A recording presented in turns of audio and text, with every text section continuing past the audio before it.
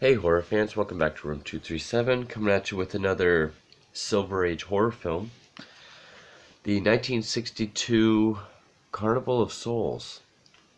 This is going to look different than the thumbnail. This is just a bare bones, super cheap copy that I found. But Carnival of Souls is a movie I actually never heard of till recently. I was researching movies from the Silent Age through like the 70s.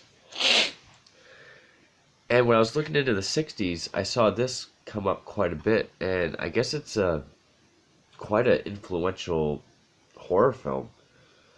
I mean, it had a profound influence on both George Romero, which is evident, and David Lynch, which is also evident.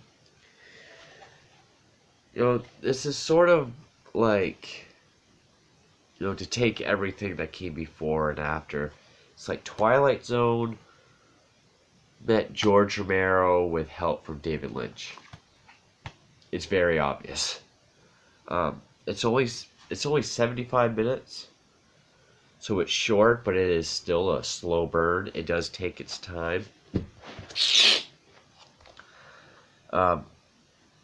was produced and directed by Herk Harvey, who before directed a bunch of short films and stuff for television. Maybe a couple feature films, I don't remember. But this movie performed so poorly when it came out that it discouraged him, and he never did another feature film. He did documentaries, shorts, and TV, but he never made an actual movie again. Which is unfortunate, because in the mid-80s, like when the 80s horror was really getting big, this sort of had a big revival. A lot of people were going back to it. They loved it. There's a lot of Halloween festivals that play this. There was some stuff on TV, like film institutes or whatever, recognizing it. So he passed away in 96, but he got to see the revival, or the nuanced success, I guess. And it stars, what is her name? Candace Hilligoss, who is still alive, but she has a very short. She was in 3 films and 2 episodes of 2 different TV shows. One film there's not much on, but the other one was in 1964. It's called The Curse of the Living Dead. And this is a pretty interesting film. And, it says the original sensation, because I guess there's a colored version, which that's something I wish whoever is doing that, internet, Hollywood, whoever, like I recently saw colorized Eraserhead, colorized Frankenstein. Just stop. These black and white movies look better in black and white. I don't even want to see this in color. And at first, it was kind of hard to get into. I mean, a 75-minute movie, how slow could it be? But, again, I apologize. I was not stuffy until I fucking hit record. Now I'm stuffed up.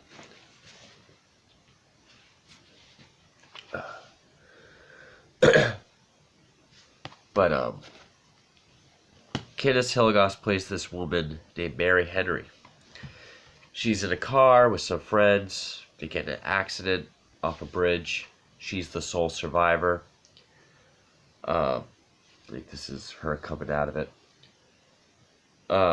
She has a hard time adjusting to her everyday, day-to-day life, even as a organist in a church. So she quits, she moves away into like a boarding house, gets a new job as an organist for a different church.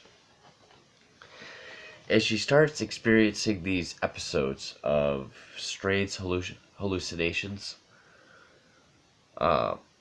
all involving who is credited as the man. He's just a typical horror movie ghoul, white makeup, white hair, black eyeshadow. But he's played by Herk Harvey himself. He's the recurring vision that she has. And in this new town that she moved to, there's a pavilion with an abandoned carnival. And for whatever reason, she's just drawn to it. She's intrigued by it. And every synopsis you'll find in this movie says, like, she keeps going back to it. Not so much. Her short episodes will show glimpses of it, but it's not like she, like, Pied Piper going there. And there's not really too many characters. I mean, there's the priest and another woman at the church that she plays the organ for. There's this other guy that it's like her neighbor in the boarding house, played by Cindy. What was it? Cindy Berger, who's a really kind of, he's always like, "Hey, come on, how about you let me in? You're so lonely at night." Way over the top, kind of annoying. But and you'll see this pop up on like Scariest Moments, like Bravo. I think it was on the 100 Scariest Movie Moments. There really are like two main events, I guess. There are scenes like where she'll see the man like in a window or on some sort of reflecting surface. But her real hallucinations, there's one where she's playing the church organ about 45 minutes in. And she's in like this trance. And she's playing the organ. And another reason why you can tell Romero was influenced by this. One, it's a black and white movie, but it doesn't look like any other black and white movie but Night of the Living Dead. Like, you put those two side by side, you would almost swear they're made by the same person. Like, the score is a very ominous, high-pitched, kind of sort of supernatural kind of score. Very moody, but high-pitched and ominous. You get really crazy angles, like weird, like cockeyed angles. There's one part where she's getting gas, and the camera's like under the car. Like, you hear the gas like going into the tank, and the camera's like really neat, like almost like Sam Raimi, but the early 60s. And the vision she has when she's playing the organ, like at one point you even see her hands in it. The camera isn't really doing anything, but like her arms are like, it's like she's playing it weird. And you get this image of they're called ghouls, kind of like they are Night of the Living Dead. You see like the black water, you just see them like rising. A couple other ghouls, especially the man. And then like we see the carnival at night with the lights and everyone's like dancing, but it's like sped up and it's really creepy, and they'll be like dancing really fast and they'll just like turn. Really unsettling for the time. I mean, very creepy. And as it progresses, she gets more and more freaked out. Like the guy that keeps trying to hang out with her, she now wants to hang out with him because she doesn't want to be alone. Like, there's a part where they're in her room and she's standing in front of her dresser with the mirror, and he like comes up to kiss her neck, but when he looks up, it's the man, and she freaks out, but he's standing on the other side of the room. Then it's like she says she has to leave, and when she's getting gas is the other hallucination where everything really comes undone. Like, because like the man and the ghouls, they're like chasing her to the carnival, and then when she gets there, she sees all the ghouls. And I really like the scene when they're chasing her, because one, they run, like they're running arms, but there's no other audio. I thought that was really cool. No, like you don't hear footsteps, you don't hear like when she runs into something, like the slapping sound. Like, yeah, no, you'll hear her screaming, but not very much. It's just that ominous music. And everywhere she turns, she runs into another ghoul. Like, she's under a pier, so there's all the support beams. So she like runs up to one, but there's a ghoul on the other side. He just kind of like spins in like in front of her. There's ones that have like bushes and they move. Very well done. This might be. I don't remember if White Zombie did that, but you know, like when they do like zombies or ghosts or ghouls like circling around someone, then they do that shot where the person's on the ground and they all just kind of close in on top of someone. That's in this,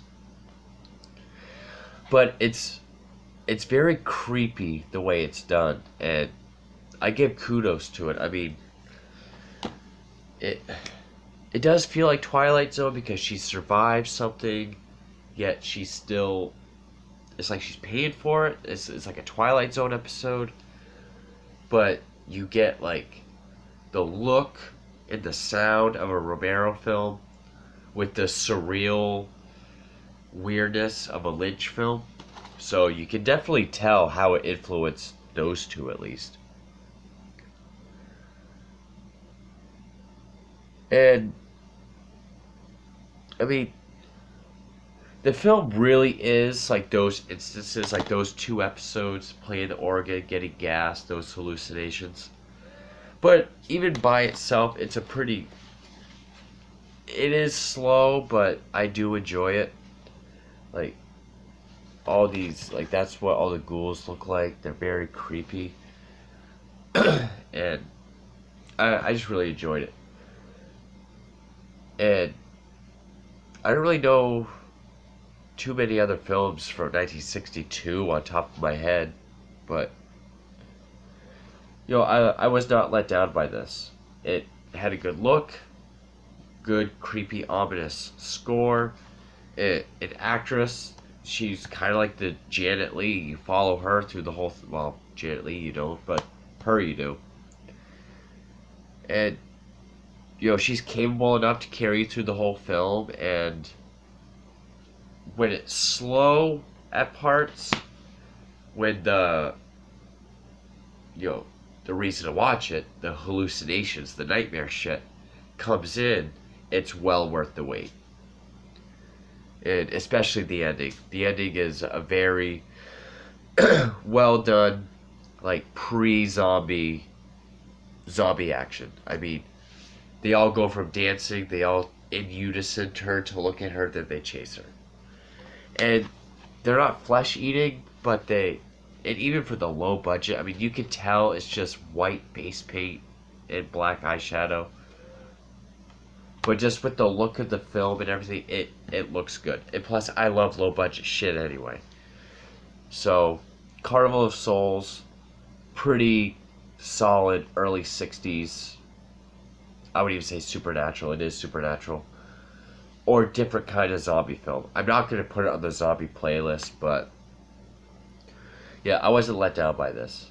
If you're into older horror movies, Romero or Lynch, especially earlier Romero and earlier Lynch, definitely check this out. It will be worth it. Carnival of Souls, 1962. Thank you for watching.